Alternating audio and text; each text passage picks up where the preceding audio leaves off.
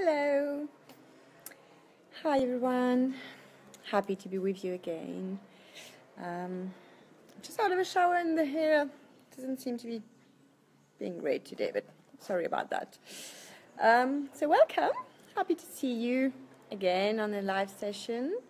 Apologies for not being able to be there last week because last week was pretty hectic. I mean, we had a cyclone alert. Fortunately, didn't caused too much trouble, but still school was off. It kind of messed the week around a bit, and so I decided not to do it. Like with a kid around, would have been a little bit hectic. So apologies for that. But I'm here with you today, so I'm quite happy about that. So today's topic is something we hear a lot about. Especially in coaching circles, we hear a lot, you need to be present with your kids, you need to be there. And so I wanted to talk about how to be present with your kids. But what do I really mean by that? Because we are with our kids all the time, aren't we? And most of the time we're kind of, like they are always with us. How can we have time for us and not with them? So let's be clear.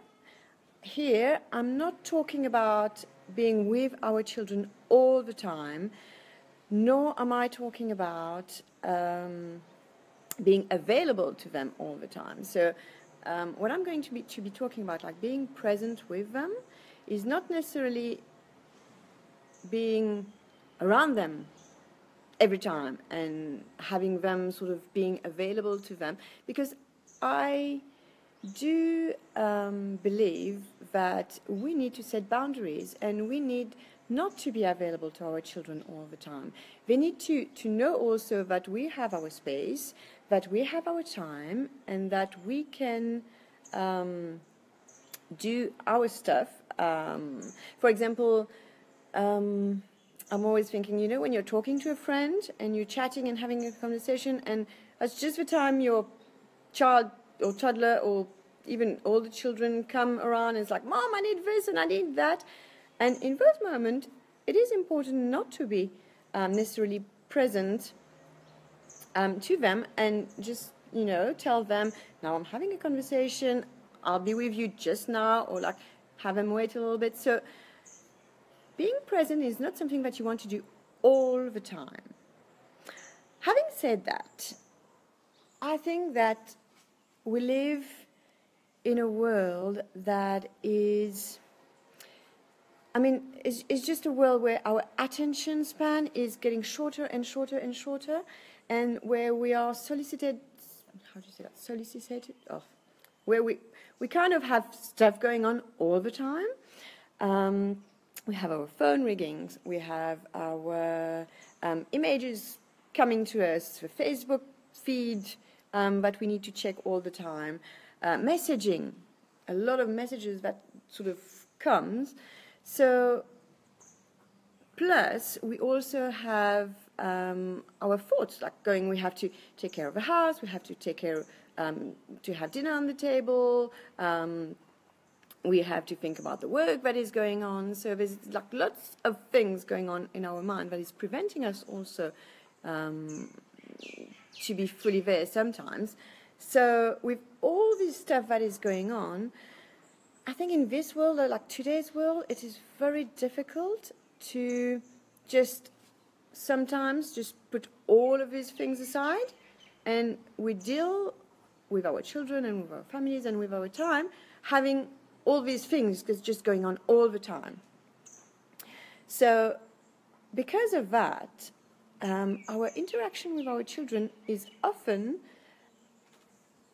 sort of have all these things come in between, and very often we are not totally present with them. We kind of interact with them in a way that is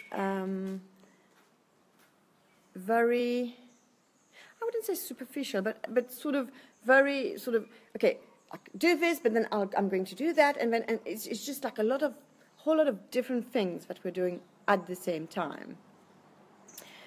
How often, for example, do you feel that you can let go of all of the above, all that I've just described, and just be with your child? Like, if you ask yourself, like, how often do you do that?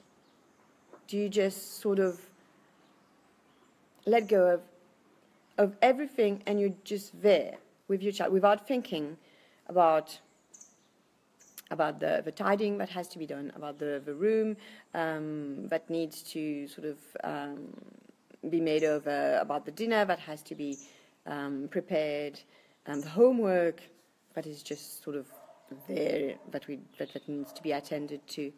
So how often do you do that? And for a lot of parents, it is not very often. So I'm just going to talk to you about why we want to do that quickly, very quickly, and some tips, just some quick tips of how you can do that also. So why would you want to be present with our children? I think because, for me, the main reason is because it is one of the easiest ways that we have to build a strong connection with our children. And having a strong connection with your child is, what is that? It's just a messenger, sorry.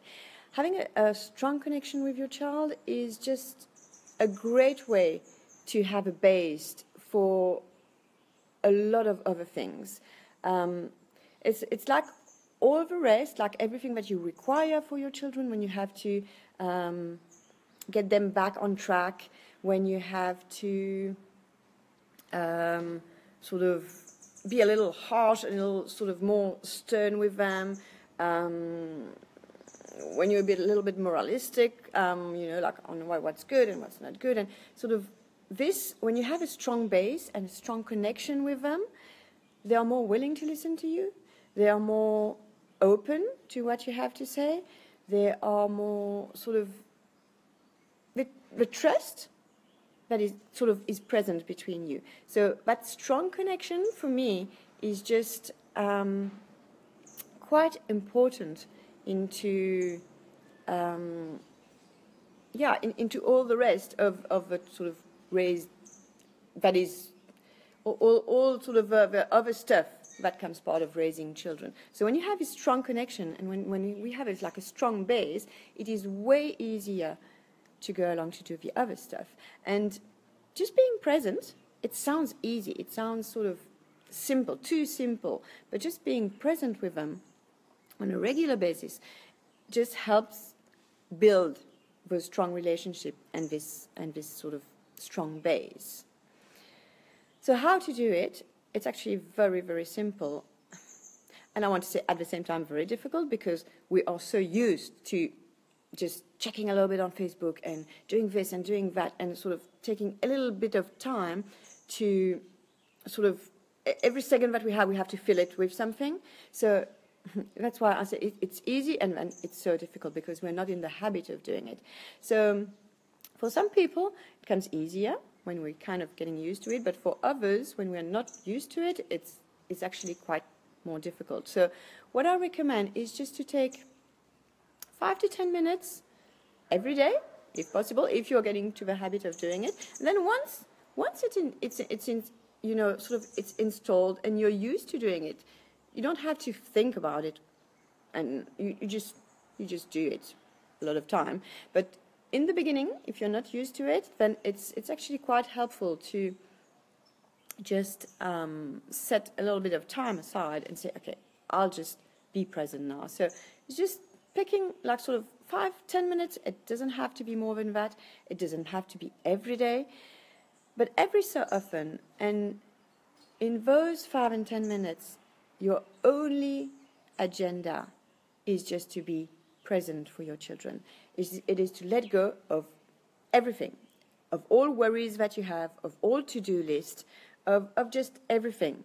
Like the only thing that is on your agenda is to be present with your kid. And to do that, it's actually not that difficult in the sense of what you have to do. Let me just take, for example, like a few sort of age milestones. Obviously, it can be adapted and it depends on the children, but just to give you an idea. Well, if we start with babies, babies are so easy. I mean, babies, they're just attention suckers. They just, I mean, you forget everything when you're in front of a baby, so you can just stare at him and like, ooh and ah, and just be sort of mesmerized by their presence. So, yeah, this is quite easy to be present with a baby. But then as they grow up, it gets a little bit more difficult. So a way of being present with a toddler would be, for example, to be sitting in their room and playing blocks with them. So a lot of time, toddlers, they are just happy to play alongside you. So just you don't even have to talk to him. You don't even have to interact with them. You just have to sort of be sitting next to them, really, like literally sitting next to them, and just playing while they are playing. But just being there makes all the difference in the world. And sometimes you will want to interact, so you can interact with them without directing the play. Sometimes it's nice to direct the play, but not when you are being present and having the agenda of just being there for them. This is the time where you want to just, I mean, they want to move a red block here, let's move the red block here. Now they're not happy, they're moving it over there, let's move it over there. And just being with them and chatting to them and talking to them without any judgment, without any direction that you are giving them. So playing blocks, you can also be sitting together, talking and playing hand games, for example, or having nursery rhymes, things like that, like being just completely with them without thinking of anything else. For older children, it can be sitting with them while they are playing a video game. So I know a lot of parents will tell me, oh, you know, but my child is doing like all these video games and I don't understand anything, and it's just like sort of all these images going and he's doing this and that, but this is just not my thing. Well, why not just sit next to them and say, oh, I don't understand what is going on. Can you just tell me a little bit? Maybe after the 10 minutes you will still not understand a thing, but you would have taken 10 minutes to try and understand his world, to try and get into his world and try to get where he's at and what he's doing. So, yeah, just sitting with them, even trying the video game with them, I mean, they will love that. You could also just take a blanket outside and watch the stars with them, like at night, provided that there's not as many mosquitoes as here. But even so, I mean, just a little bit of spray, a little bit of sort of anti-mosquito stuff, and you're fine. Just sort of finding little moments like that you can just be with them. It can also just be like, for example, if you are feeling a little quiet and things are going sort of, you don't have much on your mind, you think, okay, yeah, I'll be with my child now, but he's reading a book. You can just take your own book and go sit next to him and just read your book while he's reading his book. But let's just create a little bit of sort of quiet time together where you're both being there while not sort of being attacked by a whole lot of different thoughts and things that are going on. So just being there with them is important. Coloring a book or doing some kind of crafts where you're not always calling the shots can be a nice present time with your child too. Tweens, teenagers, a lot of time it's very important to just be there and listen to them. They have a lot going on in their life. There's a lot of changes. There's a lot of things that they don't necessarily understand like straight away because they're going through a lot of transitions. So just being there, listen to them is very sort of important to them.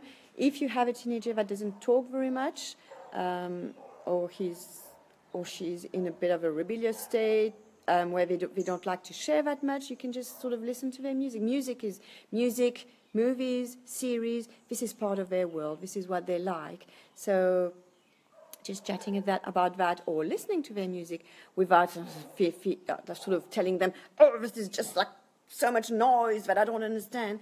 Just trying to listen and appreciate to their music, like what they like trying to get, okay, well, let me try and see why they like that kind of music that I really don't get. So, yeah, just simple things like that. Another one that is very nice for teenagers is letting them teach you something that is of interest to them, sort of taking some time, even if they teach you something that you have no interest of, like something, if they want to teach you something on your phone or on the computer, or like something that they are doing that is of interest to them, that they really want to sort of pass on that knowledge that they have, let them teach you. This is a very nice way for them to feel important and connected to you. And even with adult children, if you have adult children, just sort of putting away phones and tablets and things that are going on with your life, and newspapers, because lots of time when you have adult children, there are people who are not sort of connected so much, but they have always these like newspapers or Sudoku or something that they are doing. Just put away all of these things and just be there and chat and listen to your children. I mean, there's really no age where we sort of can not be present with our children. Like at every single stage, we can just sort of take that time and just be present with our children. And as I said, for me, it is one of the easiest way to create that strong connection. So just taking the habit of doing that on a regular basis, the whole other stuff that is not so easy at times just becomes easier. Because for me, it's the trust.